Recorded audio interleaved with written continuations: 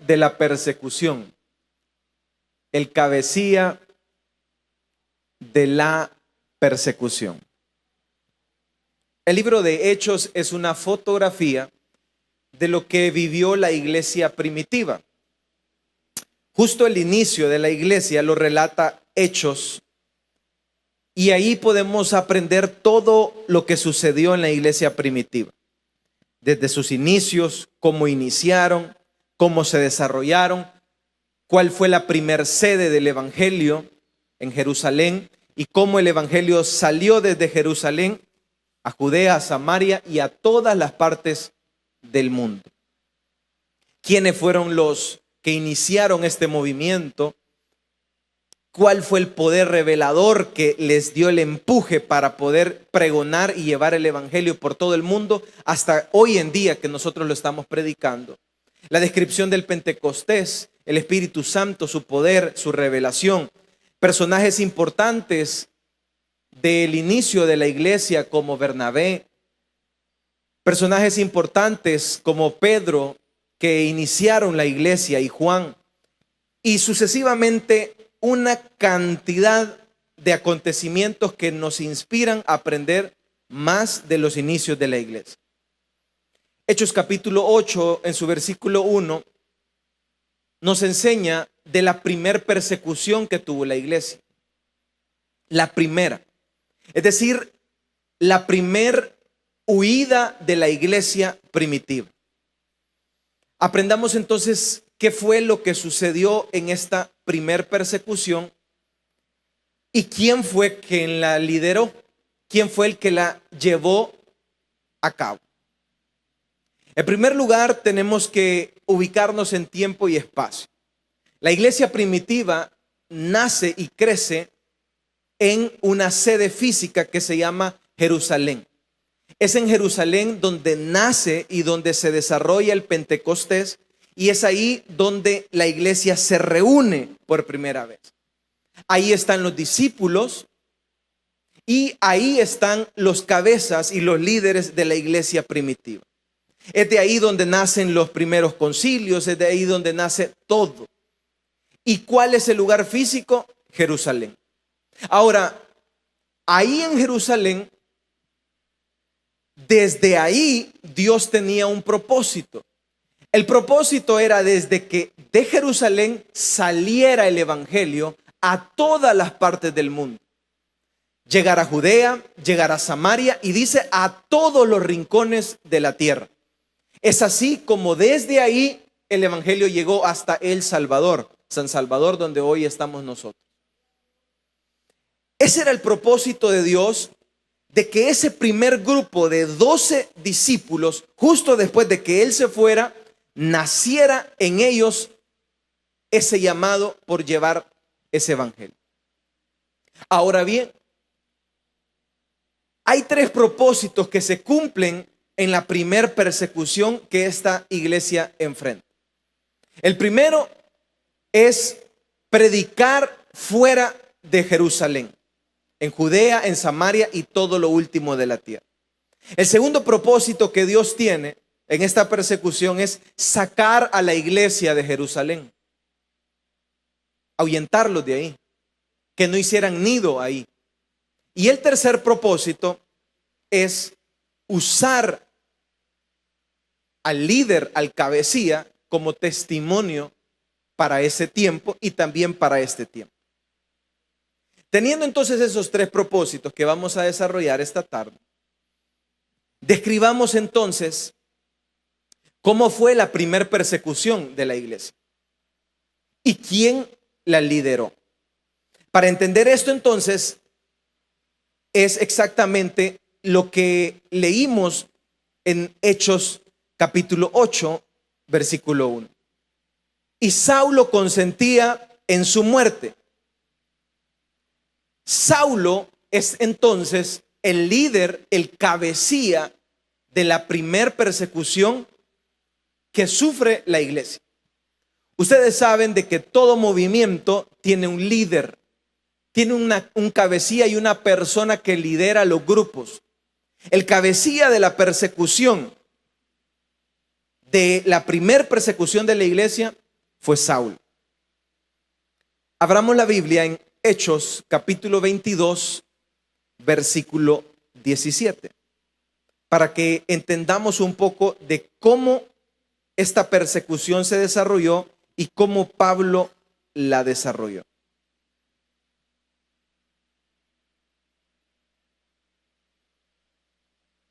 Hechos capítulo 22, versículo 19. ¿Lo tenemos todos? Yo dije, Señor, ellos saben que yo encarcelaba y azotaba en todas las sinagogas a los que creían en ti. Y cuando se derramaba la sangre de Esteban, tu testigo, yo mismo también estaba presente y consentía en su muerte y guardaba las ropas de los que los mataban. Pero me dijo, ve porque yo te enviaré lejos a los gentiles. Hechos capítulo 22, versículo 17 habla de cómo el mismo Pablo describe lo que él hacía con la iglesia. ¿Y qué es lo que este cabecilla hizo con la iglesia? Uno, encarceló a todo creyente que creía y confesaba su fe en Jesús. Azotó a todo creyente y a toda persona que profesaba creer en Jesús. No le bastaba encarcelar y azotar a las personas, sino que también consentía y asesinaba a los creyentes. Es por eso que él mismo con sus propias palabras dice, yo estaba ahí cuando mataron a Esteban. Este cabecilla también asolaba mujeres, hombres y todo lo que se le atravesaba a él. Es por eso que Hechos capítulo 8, versículo 3 dice, leámoslo juntos. Y Saulo asolaba la iglesia y entrando casa por casa arrastraba a hombres y a mujeres y los entregaba en la cárcel. Este hombre no tenía freno de nada. Si era mujer y decía que creía en Jesús, las metía a la cárcel. Si era hombre y decía que creía en Jesús, lo metía a la cárcel. Se asoció con los poderes religiosos y políticos del momento. Obtuvo cartas y empezó casa por casa. ¿Se puede imaginar usted el odio que este hombre tenía dentro de su corazón? Odiaba a Jesús, odiaba los que creían en Jesús, a tal grado que los mataba y los metía a la cárcel. Hechos capítulo 7 habla de la muerte de Esteban. Esteban fue el primer grupo de diáconos de la iglesia. Se dice que Esteban, lo relata Hechos en su capítulo 7, que Esteban tenía 6 atributos importantes. Uno de ellos era de que él tenía sabiduría, tenía gracia y tenía fe. Pero había algo que tenía Esteban que los judíos no resistían, y era poder y palabras de sabiduría, que dice que cuando estaban matando a Esteban, los dientes de ellos crujían de enojados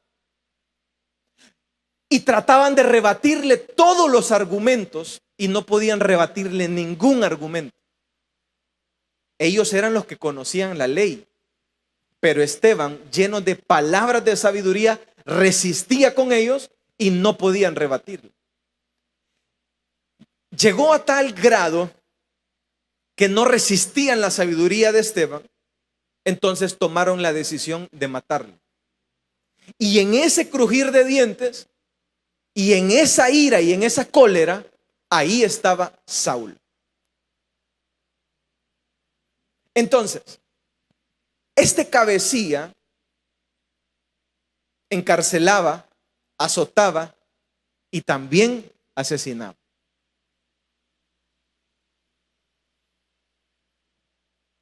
Dice que hombres y mujeres los entregaba a la cárcel. O sea que Saulo no tenía frenos, Saulo no tenía escrúpulos, Saulo encerraba, encarcelaba, y si usted hablaba en el nombre de Jesús y usted predicaba en el nombre de Jesús, Saulo lo encarcelaba. Iba casa por casa. Este hombre sí tenía fuerza de voluntad. Esto era lo que Saulo hacía, esto era lo que el cabecilla hacía. Hechos capítulo 26, versículo 9, habla exactamente de palabras de Pablo, lo que él hacía. Leámoslo juntos. Hechos capítulo 26, versículo 9.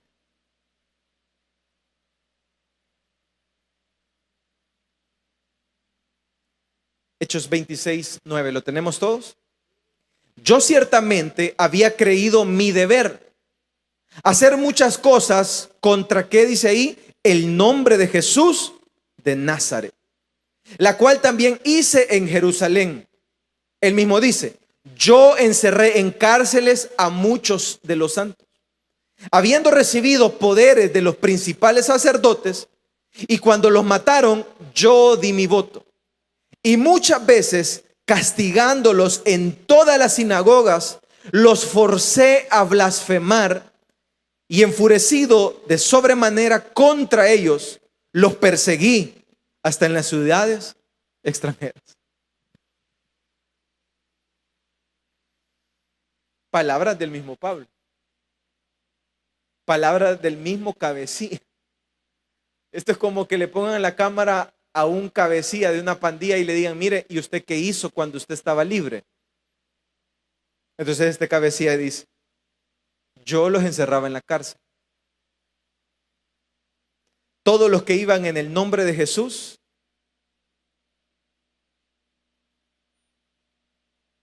yo los encarcelaba, conseguía poderes de los principales sacerdotes y yo daba mi voto para matarles.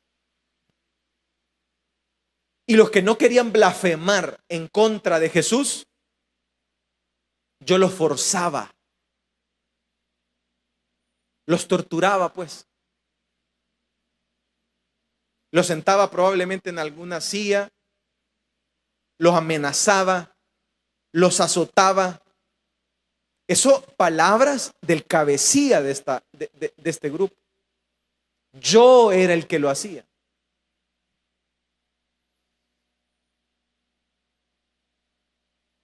Los perseguí casa por casa, y no solamente ahí, sino que iba hasta ciudades extranjeras. Palabras del mismo cabecilla. Saulo, entonces, según el libro de Hechos, es el cabecilla de la primera persecución. Ya lo leímos y ya lo aprendimos, y ya vimos cómo él desarrolla la primera persecución. Eso fue lo que vivió la iglesia primitiva. Ahora, este acontecimiento es algo trágico que sucedió. La iglesia primitiva podría decir: ¿qué está sucediendo?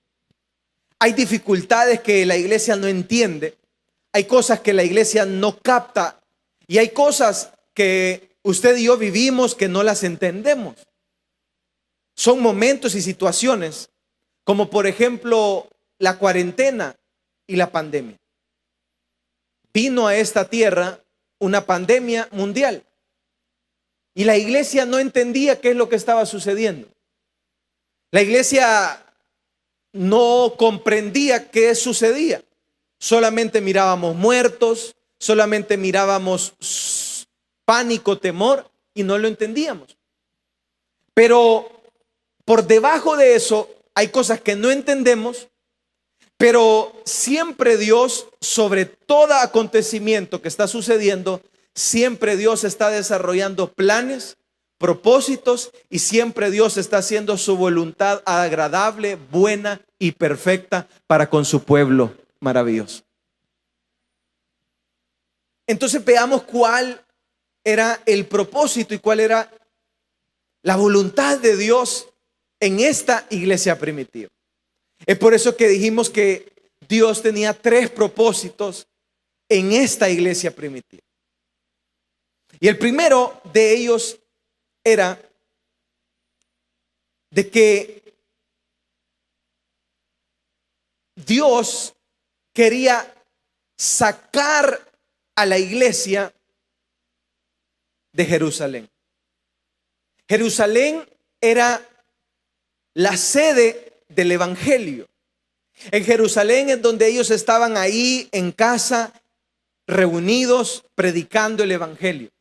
Pero ellos estaban ahí en un mismo lugar, y ellos estaban ahí con el Pentecostés, ellos estaban ahí con el Espíritu Santo, pero ellos tenían que salir de Jerusalén. Ellos no podían quedarse ahí cómodos.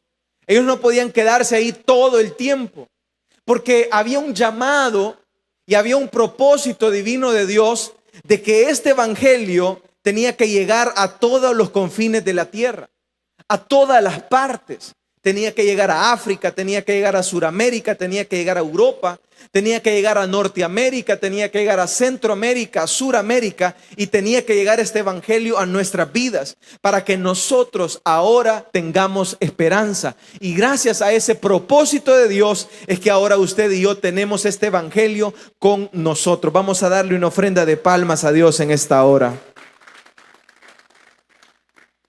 Hechos capítulo 1, versículo 8, leámoslo juntos. Hechos capítulo 1, versículo 8. ¿Lo tenemos? Pero recibiréis poder cuando haya venido sobre vosotros el Espíritu Santo, y me seréis testigos en Jerusalén, en toda Judea, en Samaria y hasta lo último de la tierra. Entonces, la iglesia primitiva nace en Jerusalén, nace con los 12 discípulos y nace con el Pentecostés. Entonces ellos están ahora en Jerusalén predicando el evangelio de casa en casa. Pero Dios había trazado un propósito y un plan.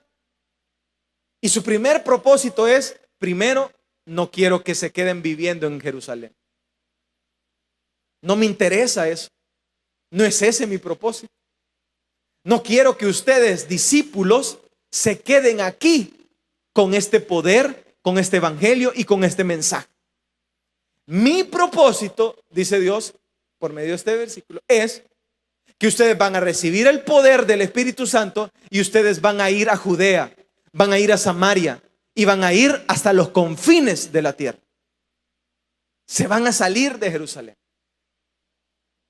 Entonces, el propósito, el primer propósito de Dios es que la iglesia salga de Jerusalén. No se quede ahí.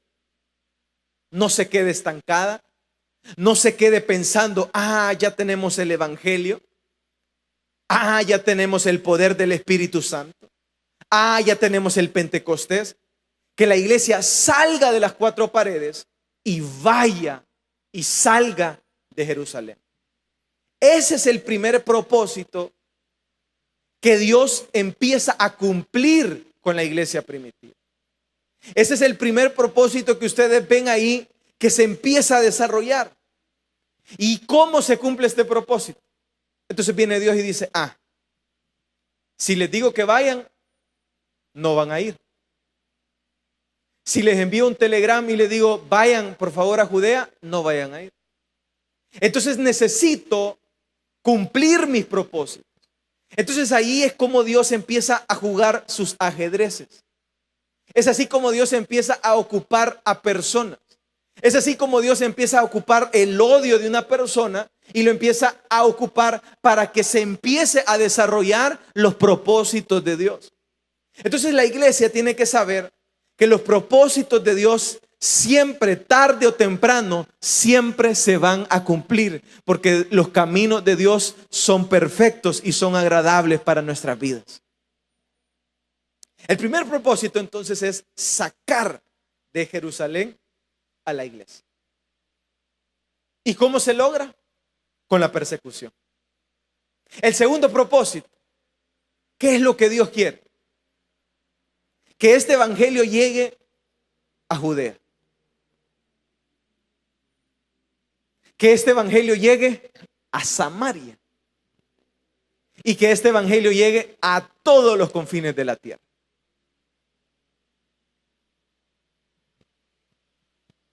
Y es así como se cumple el segundo propósito. Hechos capítulo 8, versículo 4. Leámoslo entonces. Hechos capítulo 8, versículo 4. ¿Lo tenemos? Pero los que fueron esparcidos, ¿qué dice ahí? Iban por todas partes anunciando el evangelio. Entonces, Felipe descendió, ¿a dónde dice ahí? A la ciudad de Samaria y les predicaba, ¿a quién? A Cristo. Dejémoslo hasta ahí. El segundo propósito que Dios tiene es llevar su evangelio a Judea, a Samaria y hasta lo último de la tierra. Entonces levanta a este hombre que asola la iglesia, que la sacude, y se levanta Felipe. Qué casualidad que Felipe se va a Samaria. ¿No le parece a usted eso casualidad? Y se va a Samaria y dice que cuando Felipe llega a Samaria, empieza a hacer señales, prodigios. Los espíritus inmundos empiezan a acercarse a Felipe y Felipe empieza a sanar, a hacer prodigios y a hacer milagros. ¿Y sabes qué empieza a suceder ahí? Que el segundo propósito de Dios empieza a cumplirse.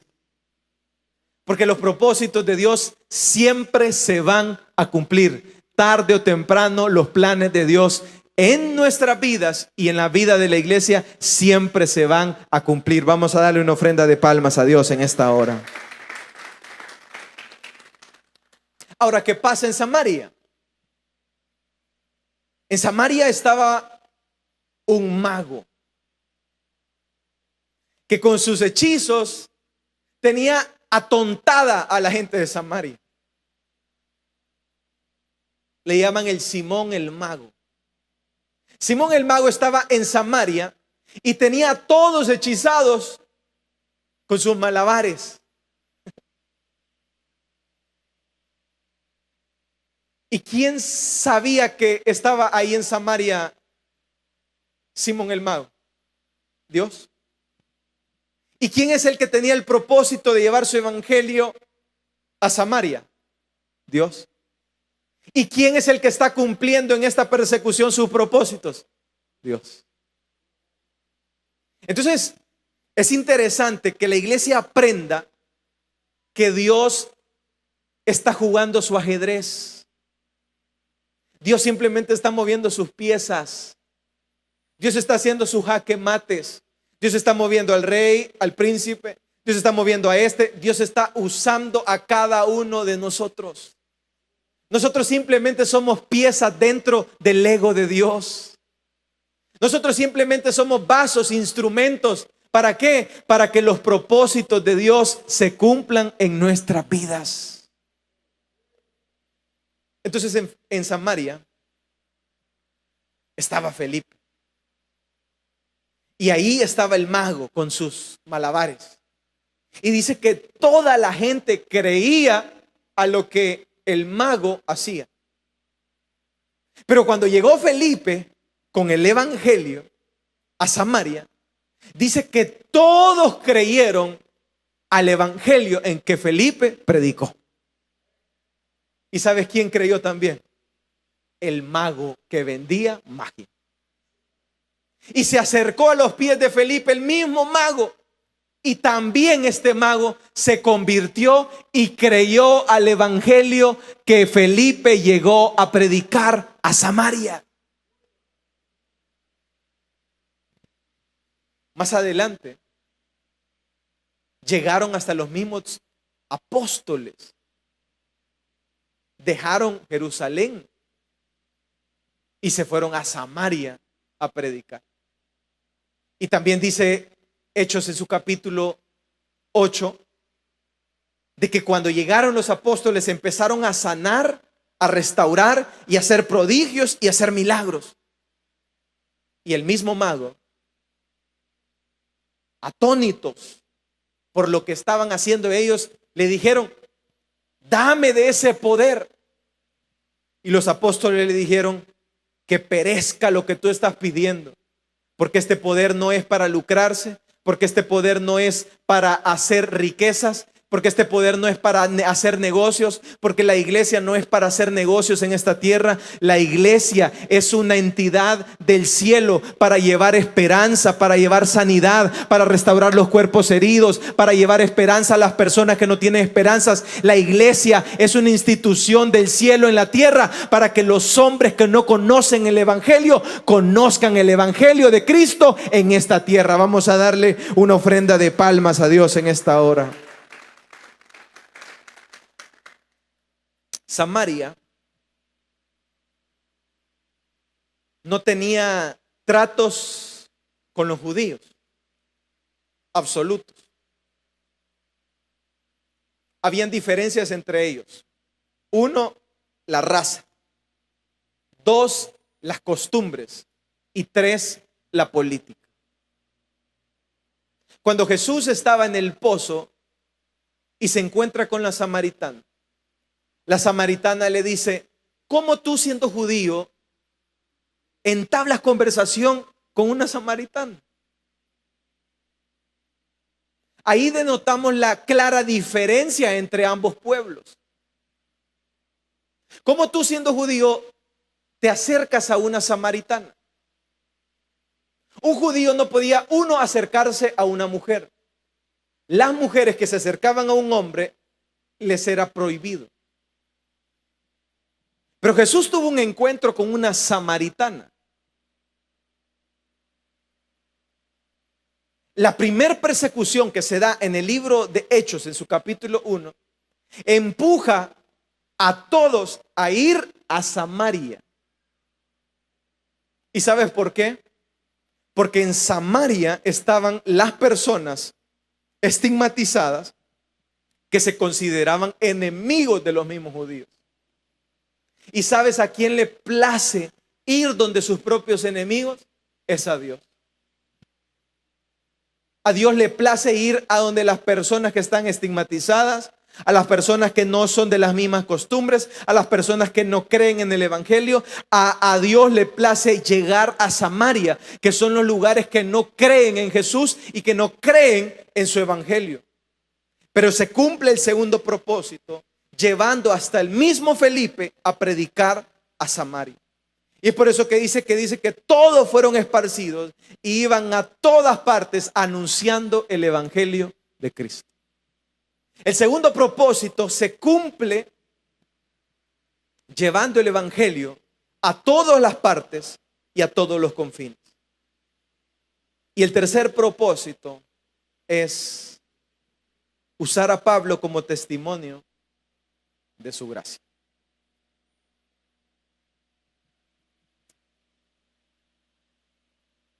Para entender este tercer propósito, tenemos que entender qué pensaba la gente de Saulo en este entonces. ¿Qué pensaban ellos respecto a este hombre? Saulo era el cabecilla de esta persecución. Y por ser el cabecilla de esta persecución, Jerusalén y todas las iglesias en Jerusalén no tenían paz. Le temían a Pablo.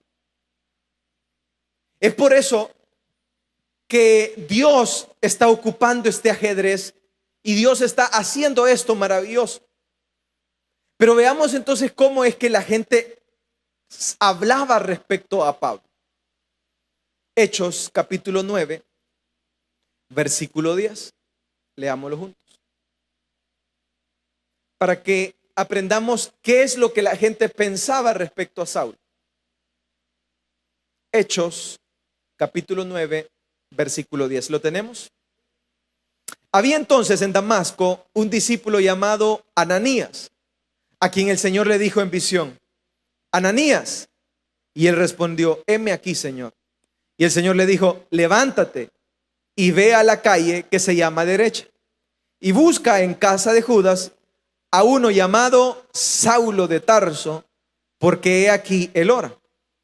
Y ha visto en visión a un hombre llamado Ananías, que entra y le pone las manos encima para que recobre la vista. El 13 dice: entonces Ananías respondió: Señor, he oído de muchos acerca de este hombre, cuántos males ha hecho a tus santos en Jerusalén. Y aún aquí tiene autoridad de los principales sacerdotes para prender a todos los que invocan tu nombre. Y el Señor le dijo: ve, porque instrumento escogido me es este para llevar mi nombre en presencia de los gentiles y de reyes y de los hijos de Israel.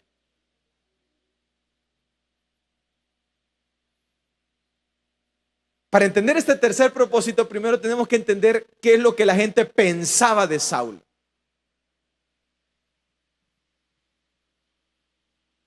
Le temían.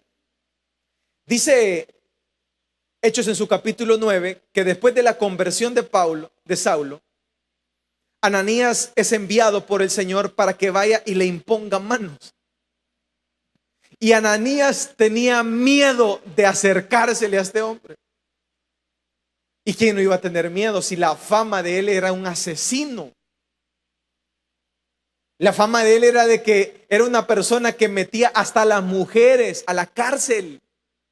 La fama de él era que él le tocaba la puerta y lo sacaba de su casa y se lo llevaba y lo encarcelaba. La fama de él era de que no tenía autoridad para hacerlo, pero él conseguía las cartas para tener autoridad para meter a la gente en la cárcel. Eso era la fama de Saulo. ¿Y para qué toda esta fama? ¿Y para qué todo este odio? ¿Y para qué toda esta persecución? ¿Y para qué todo esto? Todo es para que los propósitos de Dios se cumplan en nuestras vidas.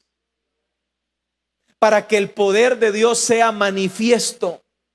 Para que la gente después diga: ay, ese era Saulo. Para que la gente después diga: ay, ese era el bolo. Para que la gente después diga: ay, ese era el mujerero. Para que la gente después diga: ay, ese era el que extorsionaba en la cuadra. Para que la gente diga: ese era el marero. Para eso son los propósitos de Dios. Para que la gente tenga testimonio vivo de que nadie puede cambiar a un Saulo de Tarso. Solamente el evangelio y el poder de Dios es el que puede transformar los corazones de las personas más odiosas, de las personas más engreídas, de las personas más orgullosas, de las personas con mayor odio. El propósito de Dios es: entre más malo, más usable para Dios. Nosotros venimos y nuestros parámetros son los siguientes. Somos buenos para descartar. Y decimos: esa persona es pandillero, es malo, es asesino. Déjeme pensar. Y Dios dice: este me sirve más. Este entre más malo, más bueno. entre más haya matado, entre más asesino haya sido, más se va a cumplir mi propósito en su vida. ¿Y saben por qué? Porque la misma gente va a ser testiga de que esa persona era mala y ahora esa persona no es que sea buena, sino que es ahora esa persona, el poder del evangelio ha llegado a su corazón y lo ha transformado. Pero ¿qué más pensaba la gente de Saulo? Versículo 26 del mismo 9. Mire cómo pensaban hasta los mismos discípulos de Saulo. Hechos 9, 26. Y cuando llegó a Jerusalén, trataba de juntarse ¿con quién? Con los discípulos. Pero todos le tenían miedo, no creyendo que fuese discípulo.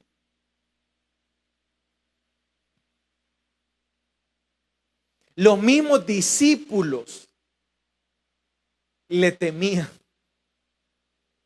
Los mismos discípulos no querían ni acercarse a él.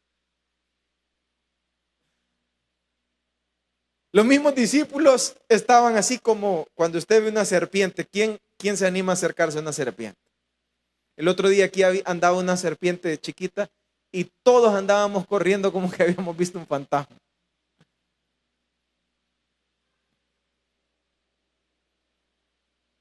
O sea, Saulo era temido.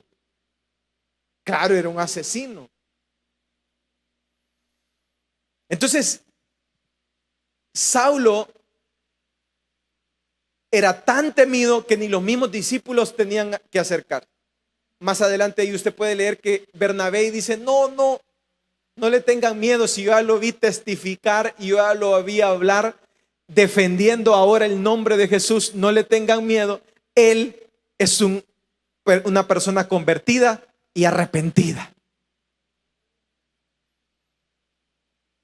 Ahora bien, eso es el temor y eso era el pasado de Saulo. Pero entonces ahora veamos cuál era el propósito de Dios para Saulo y cuál era lo que Dios estaba buscando en él. Y veamos cómo ahora la gente empieza a abrir la boca y decir, y no este era Saulo de Tarso. Hechos 9, versículo 20.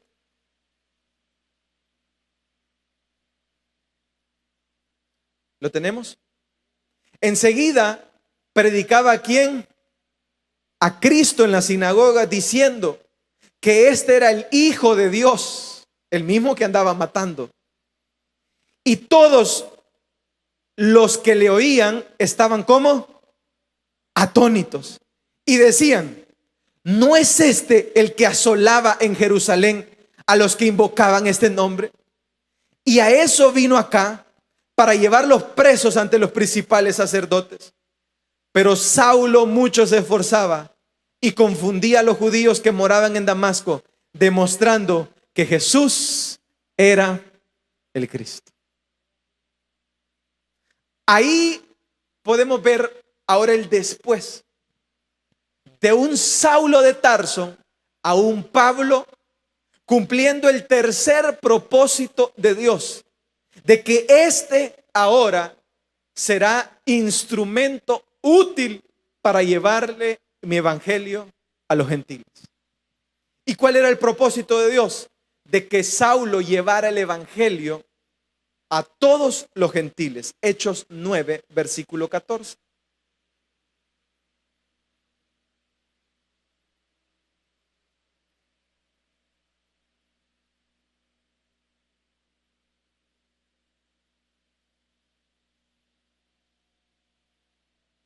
Hechos 9, versículo. Y aunque tiene autoridad para los principales, para prender a todos los que invocan en su nombre. Y el Señor le dijo, ve qué instrumento, versículo 15, escogido me es este, ¿para qué? Para llevar mi nombre en presencia de los gentiles, de los reyes y de los hijos de Israel.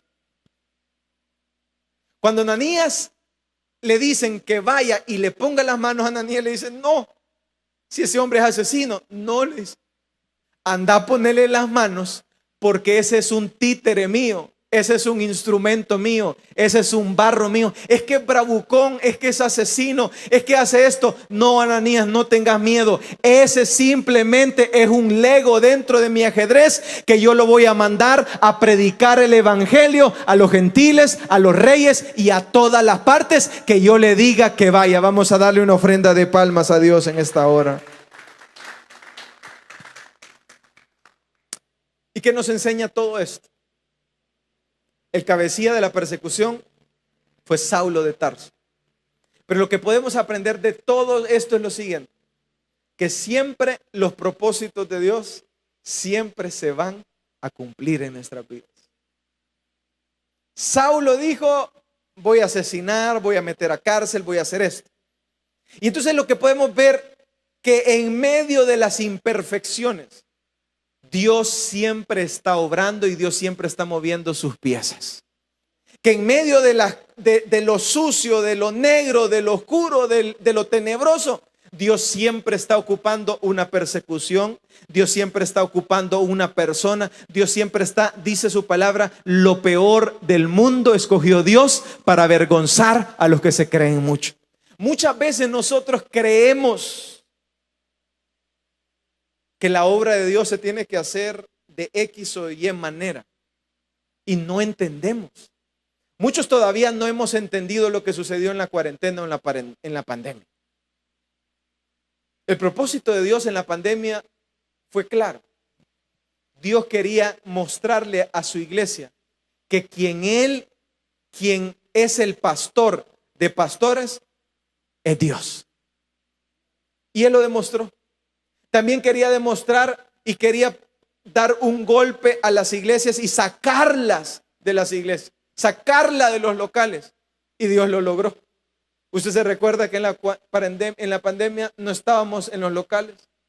Y los locales, que son los dioses y los centros de las iglesias, pasaron a tercer plano, y Dios demostró que no es un local físico la iglesia, que la iglesia está en las personas, en los corazones de los seres humanos. El Señor mismo dijo: el reino de los cielos se ha acercado, y el reino de los cielos no es un lugar físico, está en los corazones de los seres humanos que le abren el corazón a ese reino celestial. Y cuando entra el evangelio de Dios en los corazones, es transformado el ser humano. Vamos a darle una ofrenda de palmas a Dios en esta hora.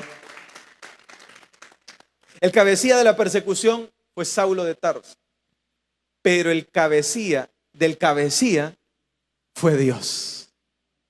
Fue Dios el que estaba utilizando a Saulo de Tarso. Muchas veces nosotros creemos que estamos usando a Dios, pero no se equivoque, Dios lo está usando a usted.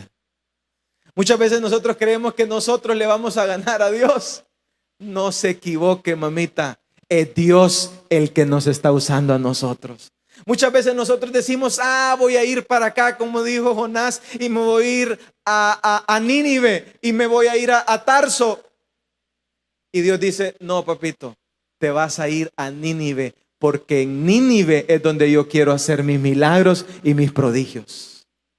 Muchas veces nosotros decimos: es que yo voy a hacer mi voluntad. No nos equivoquemos. Si usted es siervo, si usted es barro, quiero decirle: simplemente afloje el cuerpo, porque el barro lo que tiene que hacer es ponerse en las manos del alfarero, y el alfarero es el que decide qué hacer con el barro. Vamos a darle una ofrenda de palmas a Dios en esta hora.